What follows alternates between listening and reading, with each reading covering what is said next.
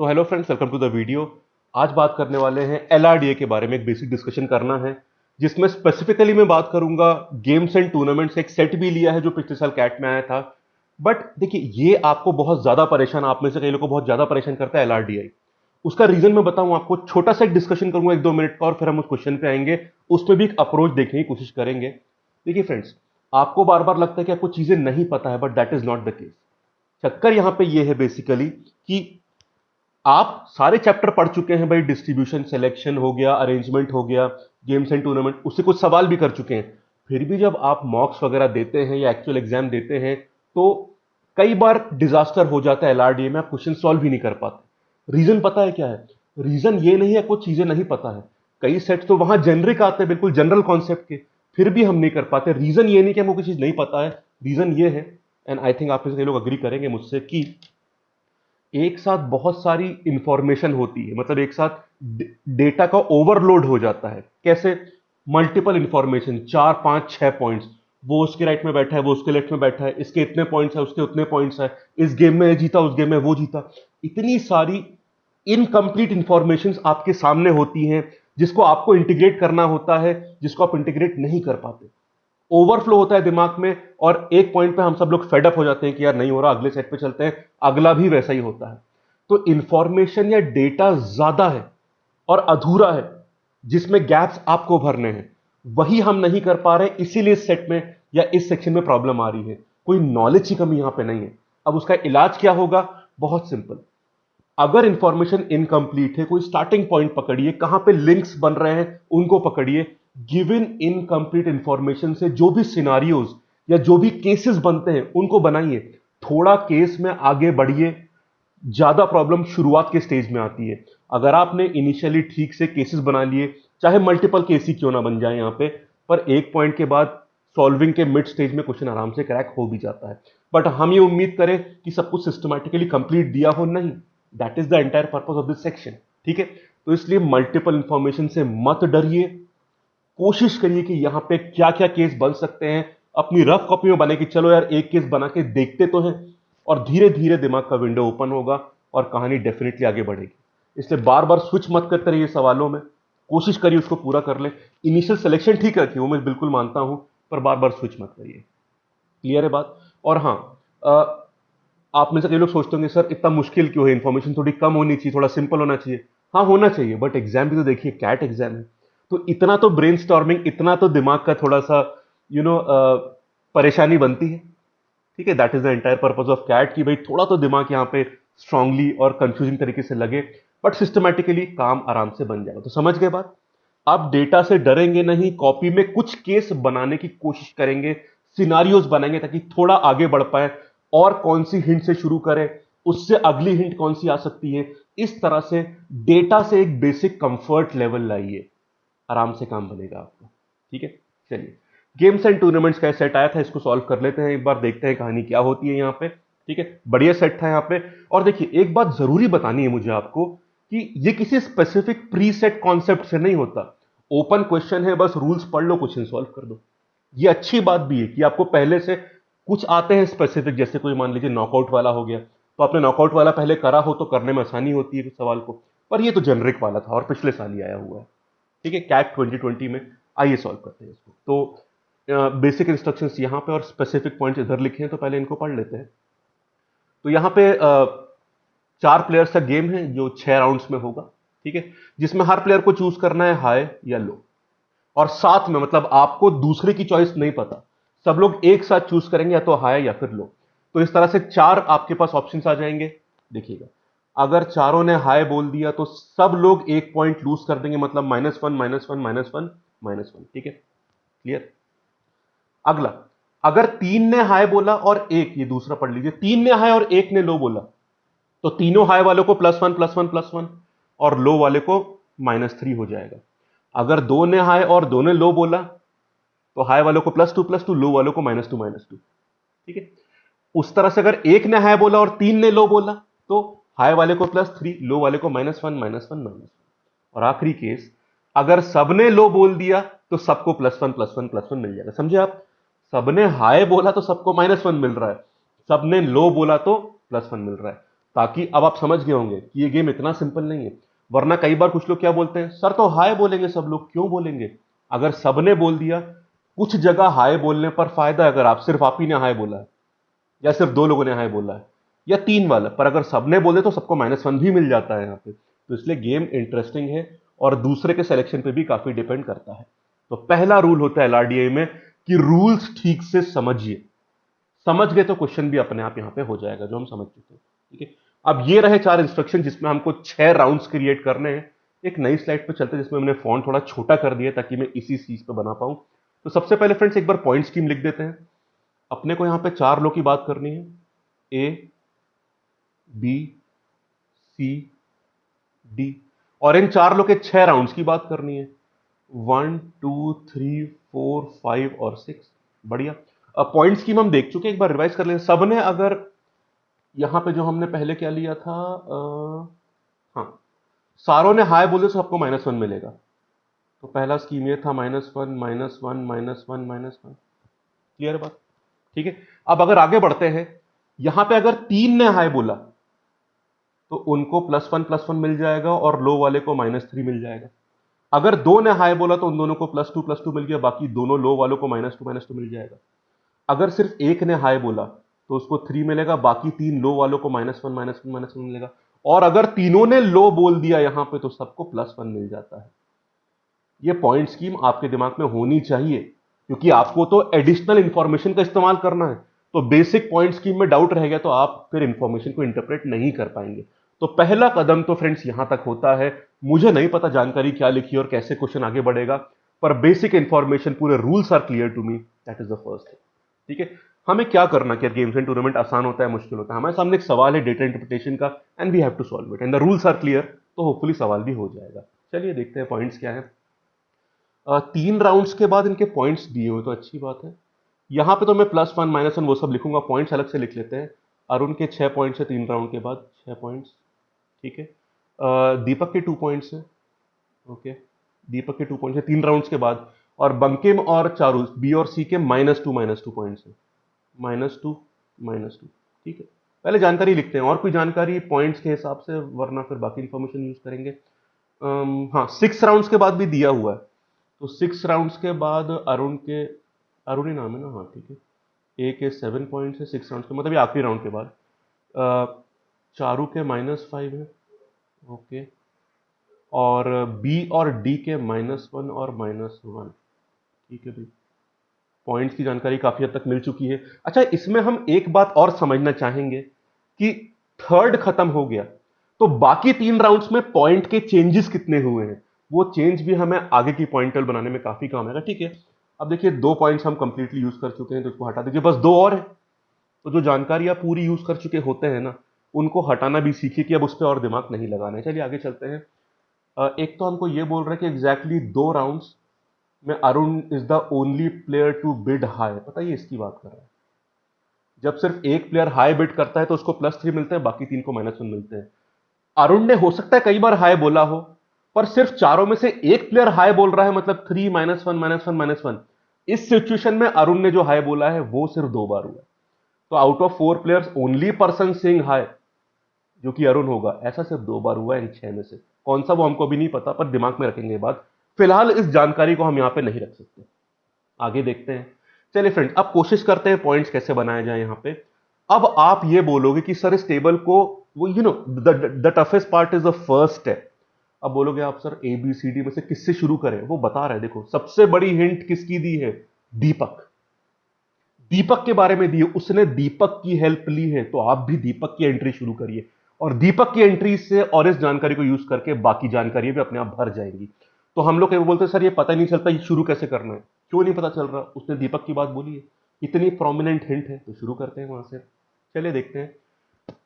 पहले 3 राउंड की उसने बात करी कि दीपक का स्कोर थर्ड राउंड में फर्स्ट वाले से कम है, पर सेकंड वाले से ज्यादा है।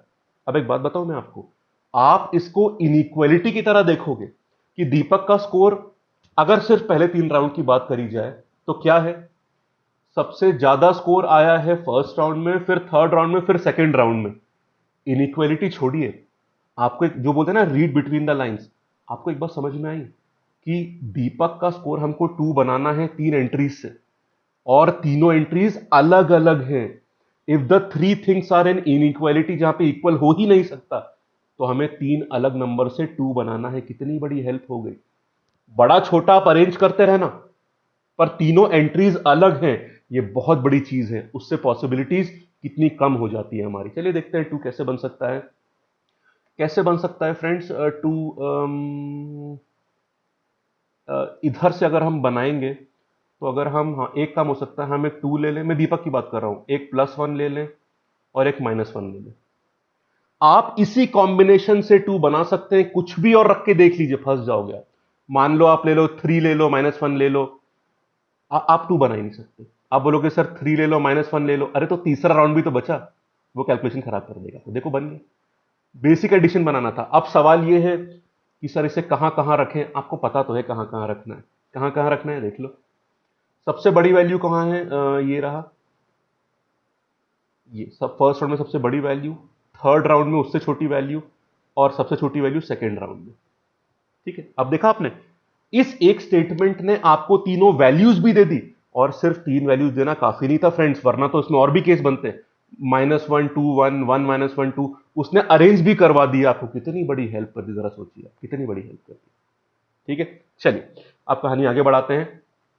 अब अगली हिंट के लिए देखिए, 6 कितना बड़ा नंबर है, जो अरुण के तीन स्कोर के तीन उसके बाद आए हैं।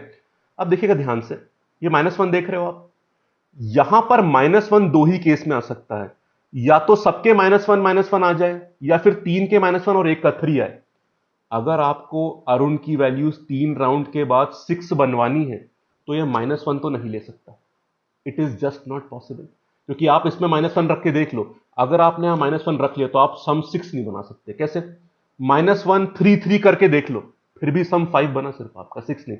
तो यहां -1 नहीं चल सकता। तो मतलब ऑल -1 वाला केस तो हम अलाउ नहीं कर सकते, तो सिर्फ ये वाला केस बचा। तो भाई यहां रखो -1, यहां रखो -1, और यहां 3 अपने आप आ जाएगा। हो गया सिंपल बात। कितना सिंपल।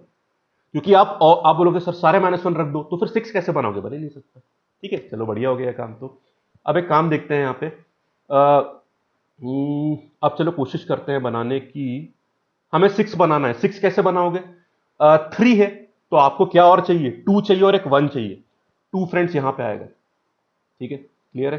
क्योंकि 2 वाला सिर्फ ये केस होता है। अब यहां पे 1 आ गया, तो यहां पे तो 2 इधर आ नहीं सकता, तो सिर्फ यहां पे 2 आएगा। तो एक 2 ये हो गया डी का, ये इसका 2 हो गया, तो बाकी को -2 होना ही पड़ेगा। कितना सिंपल है, वो क्वेश्चन आराम से फ्लो कर रहा है बिल्कुल, बिकॉज आपको यहां पे सारे केसेस पता है।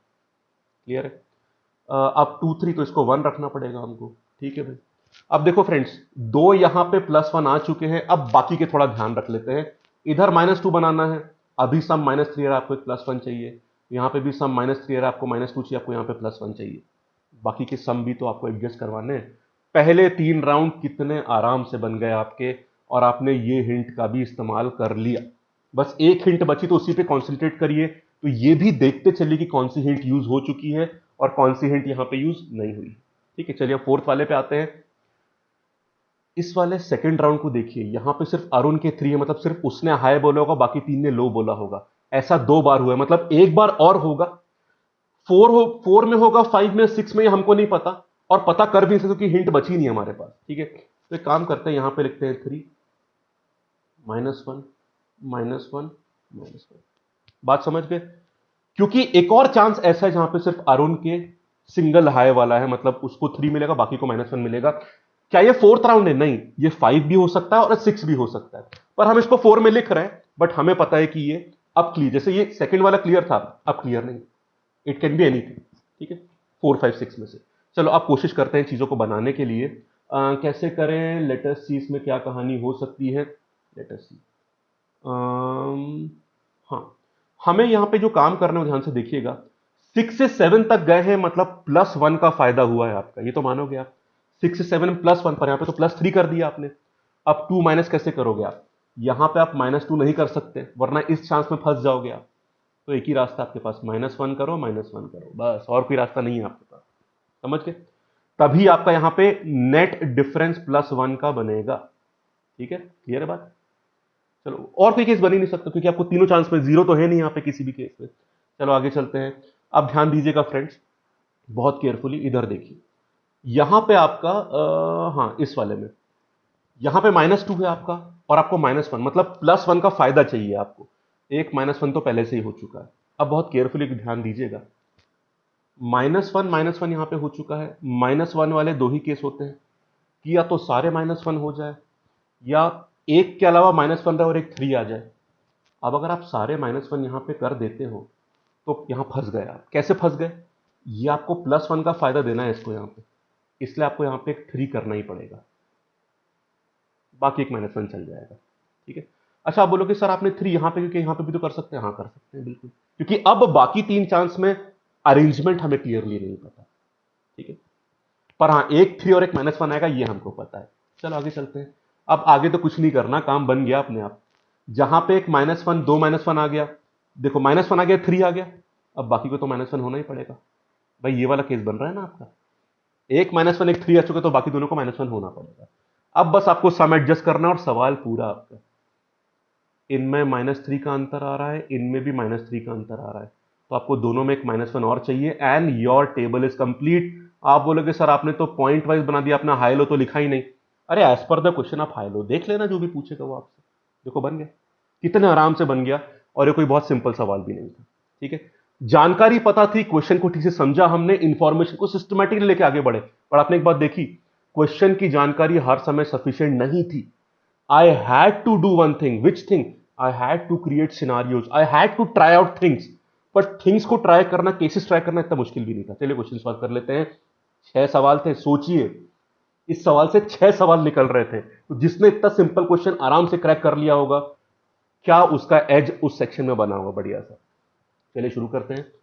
पहले राउंड में पूछ रहा है बिडिंग क्या थी। पहला राउंड ये है आपका। कौन सा राउंड होता है? हाई लो लो हाई, हाई लो लो हाई, फोर्थ वाला। कितने राउंड में अरुण ने हाई, ओनली अरुण नहीं बाकी ने भी किया हो, कितने में उसने हाई बोला है? सिर्फ 2 मत मार्क कर देना यहां पे, जो क्वेश्चन में दिया वो ओनली वाला था कि सिर्फ अरुण ने। यहां पे जनरली पूछ ले कितने में हाई बोला अरुण ने। देख लो अरुण ने कहां कहां हाई बोला है। यहां पे बोला है 1, यहां पर भी बोला है, यहां तो लो बोल दिया, यहां पर भी हाई बोला है, और यहां पर भी। जब चारों हाई बोलते तब सारे -1 होते, तो 4 बार बोला है। बढ़िया, इसका भी 4 आ गया था। ये सब्जेक्टिव था, मतलब इसमें आपको टाइप इन दी आंसर करना था।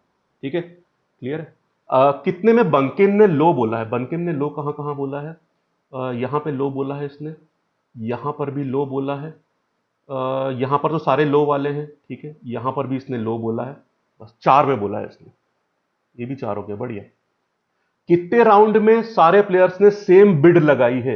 ये देखो 2 है, यहां पे सारे 1 वाले हैं, यहां सारे -1, मतलब यहां सबका लो है, यहां सबका हाई है। 2 बार ऐसा हुआ है। कितनी जल्दी से आंसर आ रहा है, ऐसा 2 बार हुआ है। और यहां देख लो कितने राउंड्स में दीपक को एग्जैक्टली 1 पॉइंट मिला है। कितना सिंपल है, एग्जैक्टली 1 पॉइंट कहां मिला है?